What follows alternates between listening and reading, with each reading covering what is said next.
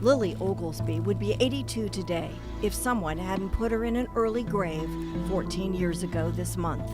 Learning about her death, I was like paralyzed. I couldn't move. It was devastating. When they got to their mother's home on Genesee Avenue, where they grew up, it was a crime scene. There was a lot of people there. I mean, a lot of people. Someone said their mom was murdered.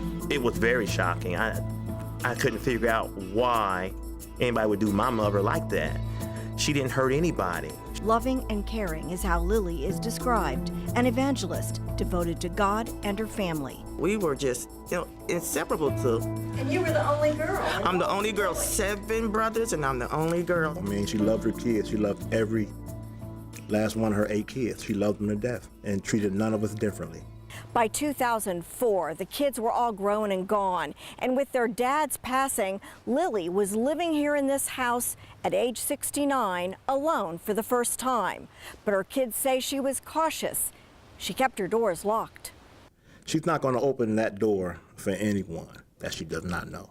I'm kind of wondering if she could have made a mistake, or somebody could have tricked her. Oh, could you sign this paper? Could you look at this document, or anything of that nature, and could have coerced her to open the door. The front door was open when one of the sons stopped by around 9 p.m. The TV was on, but the living room was empty. Lillie was found lying next to her bed in a pool of blood.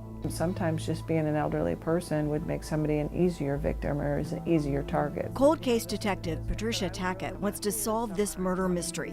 With new DNA, new touch DNA, new fingerprints, see what was entered into the database. She's reading the case file, having evidence retested. That was their mom. They would love to solve this case. They would love to give some additional information to help us solve this case. It's hard to go every day and you thinking about it. What happened? Who did this to our mother? Who would be a monster to do something like that? Anybody who would go out their way to commit such a violent crime, I guess a defenseless woman would have to be termed a monster. Yeah. If you know something, anybody out there knows anything, please say something. Somebody always sees something, always.